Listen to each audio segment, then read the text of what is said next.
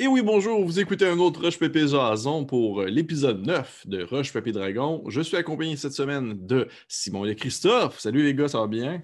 Hey, salut! Hello! Oui. Hey les gars, déjà épisode 9. La saison avance bien, la saison avance rapidement. Ouais. Est-ce que vous vous rappelez un peu combien d'épisodes il y avait, exemple dans la saison 4? Sentez-vous que vous êtes un peu comme à mi-chemin dans la saison ou pas encore complètement? Ben, j'ai l'impression que ça dépend de ce qu'on fait. Puis Mhm. que Mathieu, lorsqu'on prend trop de temps, il va commencer à faire des péripéties qui progressent l'histoire rapidement. Ouais. J'ai l'impression qu'en ce moment, on arrive à Volda, ça va se passer correct jusqu'à ce qu'il décide qu'on gosse trop longtemps. OK. Ouais, je pense que on va sûrement repartir de là après notre mission pour aller voir Brakis. Puis là, d'après moi, il va y avoir quelque chose entre les deux frères, là. Ouais. Ça doit s'en venir, ça doit s'approcher parce que je veux pas. Mhm. Ça passe vite quand même. Je ne cacherai pas, ça passe vraiment vite. Là. Je veux dire, Ouais. j'ai l'impression que ça fait la semaine passée, le premier Roche Papier Jason pour l'épisode 1. Fait que il s'est passé beaucoup de choses. Beaucoup de. C'est bizarre, j'ai vraiment l'impression, puis dites-moi ce que vous en pensez, cette saison-ci, encore plus que les autres, même si vous passez plus de temps ensemble, j'ai l'impression que c'est encore plus tendu. J'ai l'impression qu'il y a encore plus de tension. Vous ne voulez pas vous connaissez plus, fait qu'on dirait quasiment que vous vous envoyez plus chier comme allègrement. Ben, je suis d'accord, puis je pense que ça vient du fait, personnellement, qu'on a switché un peu l'énergie du groupe. Avant, il y avait le core, pardonnez-moi l'anglicisme, qui était vraiment de Patty Carey, de Jack, puis de Léo Warren, qui les trois ensemble étaient une unité qui prenait des décisions, puis il y avait Mhm. Destiné, puis moi qui gravitais autour, puis qui suivait. Tu sais. Maintenant, j'ai l'impression que c'est plus Sola, Jack qui sont les leaders, puis même Willow parfois qui prend vraiment le lead, puis qu'on a tellement des directions qui sont opposées que là, on va tout le temps créer des flamèches dans nos décisions. OK. Oui, parce qu'effectivement que c'est vrai, de ton point de vue. Oui, oui, je suis absolument d'accord que j'ai l'impression que dans cette saison-ci, il y a une espèce de plus une dualité qui se fait côté tête forte, si on veut, du groupe. Là. Sola prend beaucoup de lead, puis Jack aussi prend beaucoup de lead. Puis c'est intéressant parce que les deux, justement, vous avez des approches très différentes une de l'autre. Jack il est souvent du genre à être on se dit tout, on dort tout à la même place, puis on dort avec nos armures, puis on se sépare pas, puis c'est genre livre ouvert pour tout le monde. Alors que Sola, tu as l'air d'être.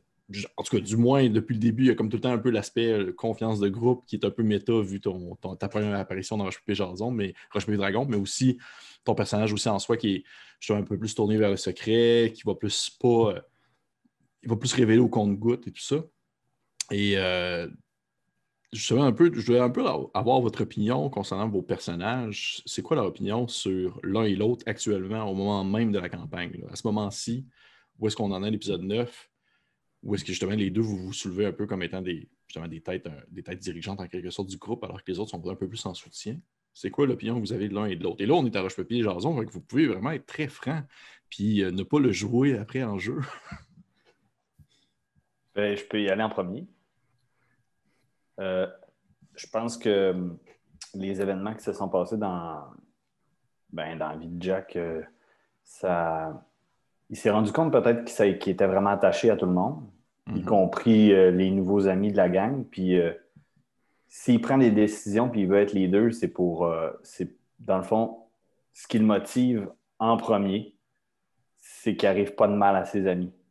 Parce qu'au final, je pense que de la quête de Janix, tu sais, moi, je pense qu'il s'en sac au final. Ben, c'est sûr qu'il ne veut pas que Valarin soit détruit, mais moi, je pense vraiment que c'est juste ça. Il veut protéger ses amis. Fait il n'y a pas d'agenda caché. Tout ce qu'il veut, c'est de les protéger, mais je pense qu'il est aussi maladroit pour le dire. OK. OK. Fait que, ultimement, le personnage de Christophe, celui-là, tu vas le mettre dans le même bassin que les autres. Il n'y a pas de différence entre ton opinion Non, que tu as je, sur je lui. pense qu'il l'aime, puis il a appris à faire avec, mais je pense que c'est ça aussi qui le gosse, c'est que c'est amour-haine comme un peu. T'sais, voyons, dis-moi les, Steve, je suis pas mal attentionné. Dis-moi les dons, Steve, c'est quoi tu vas faire? Moi, Mhm. je sais pas. Pourquoi tu veux aller là? Puis comme il cache des informations, je pense que c'est ça qui le gosse, tu sais. OK. Jack, parce que s'il savait tout, peut-être que si toute l'équipe savait tout ce que tout le monde sait, je pense que à plusieurs cerveaux, on serait plus efficace pour se protéger et prendre une meilleure décision. OK. Intéressant. Je relance la balle à Christophe. C'est intéressant parce que je pense aussi que Sola partage de plus en plus ce sentiment de fratrie avec le groupe. Mm-hmm. Mais comme n'importe quel sentiment de fratrie, je pense que récemment, Sola a appris un peu comment les autres réagissaient ou interagissaient entre et avec les informations. Puis de la même façon, on peut que Jack essaie de les protéger et de protéger le but final, je pense. Mm-hmm. Fait que, mettons, je fais confiance au personnage de Simon, mais je fais aussi confiance que le personnage de Simon va être impulsif.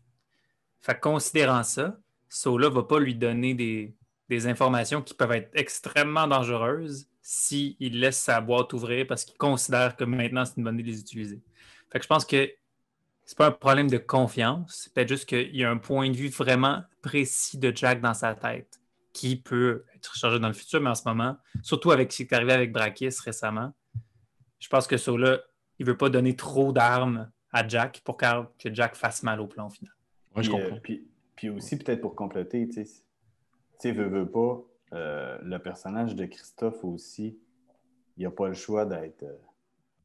Je sais pas, peut-être qu'il a un grand cœur puis tout, mais il y a aussi un peu de mépris dans le sens que, tu sais, je m'exprime là, j'essaie de bien m'exprimer, mais c'est que c'est une race qui vit des centaines d'années. C'est sûr qu'il y a plus de sagesse au final que bien des gens, que bien d'autres races, mais on ne sait pas, mais tu sais, c'est sûr qu'aussi il y a de l'espèce de racisme là-dedans de non, tu sais, toi, c'est ça ta race. Ah, les nains sont de même. Ah, les hobbits sont de même. Ah, tu sais, fait que c'est sûr que tu viens quand même, dans le fond, Sola, il vient quand même de la cour, tu sais, il vient de la sauvagerie, là. Tu sais, c'est pas il vient pas d'un fond de rang comme Jack, mettons.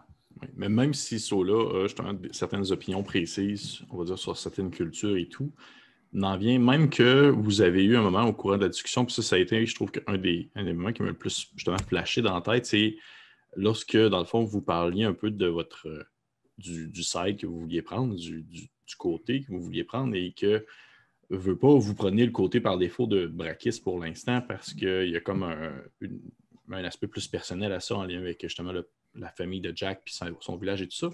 Mais c'est là que c'est intéressant parce que Sola, justement, a soulevé le fait que même si Brakis, on va dire, gagne, puis ben beau, le village de Jack va survivre, mais il va probablement avoir une multitude de problèmes secondaires autres qui vont se dérouler aux alentours de Brakis en lien, par exemple, avec les nains qui sont en guerre.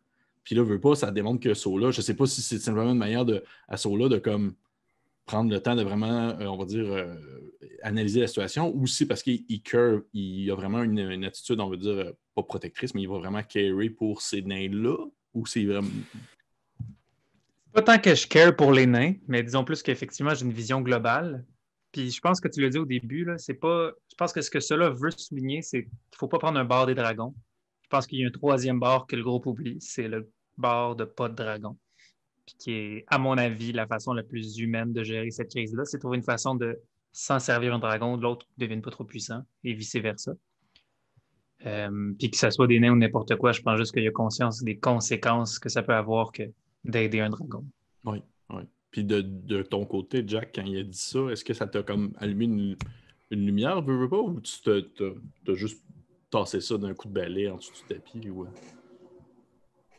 Ben, tu sais, j'ai pour mon dire là, que oui, ça. Je pense que Jack pense vraiment que là, le problème, c'est Val-Alain. Passons de Janix, puis si ça a créé d'autres problèmes, ben on va passer Brakis aussi. Tu sais, je me dis, tu sais, comprenez-vous là où je veux Fait que en venir? t'en reviens quasiment au point de Christo, dans le Ben fond. oui, C'est ça, c'est mais pas de oui, mais dragon. moi, je pense qu'il faut se servir de Brakis. Je Okay. pense qu'il faut s'en servir. Mais ça se peut.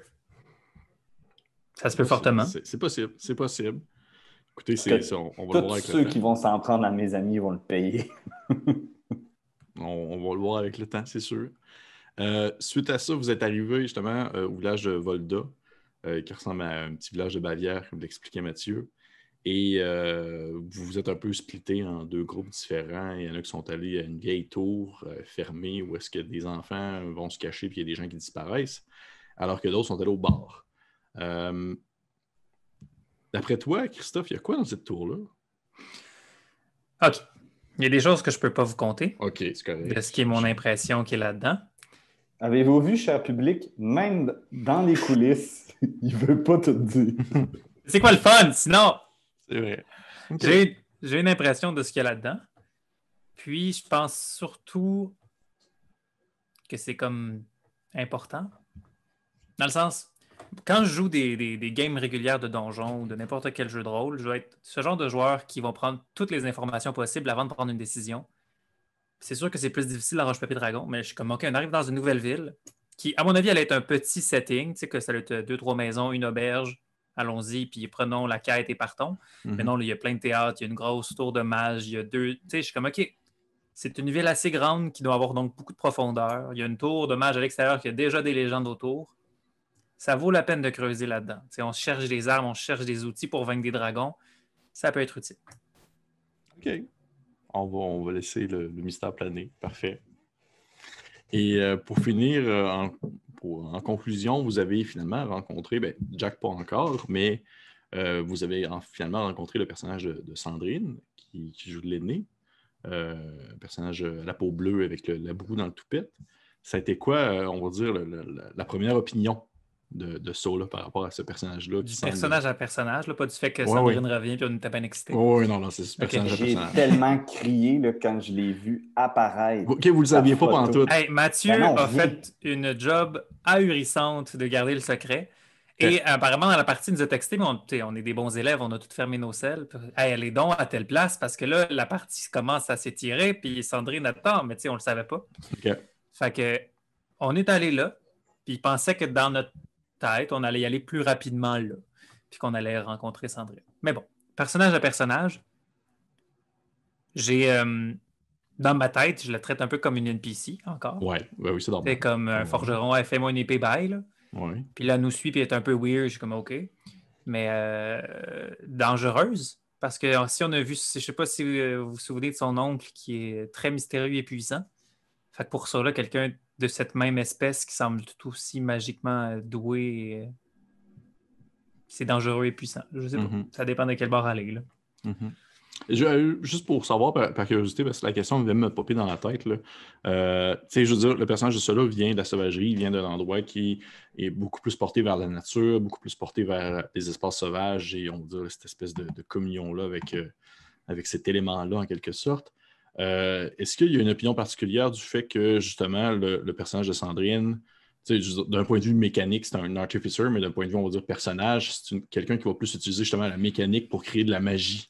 Va plus utiliser la science, la technologie? Je pense pas, au contraire. Je pense qu'il y a une curiosité qui est inhérente. Okay. Puis oui, effectivement, la sauvagerie, il y a l'aspect de nature, mais je pense plus que c'est l'onérisme de la magie, la sauvagerie pour moi. Que ça va être autant dans l'artisanat que des prouesses. Fait que oui, il y a de la nature, mais c'est pas ça que Sola est pas... fait pas juste triper sur les arbres. Là. Parfait. Bon, oui, cool. Hey, merci les gars. J'espère que vous avez apprécié ça. Ça a été bien complet. J'espère qu'à la maison, on a répondu à vos questions. J'espère aussi. Sinon, écoutez, encore une fois, c'était Roche Papier Jason pour l'épisode 9, en fait, de Roche Papier Dragon. Et on se dit à la semaine prochaine. À la prochaine. Hey, merci tout le monde. Merci.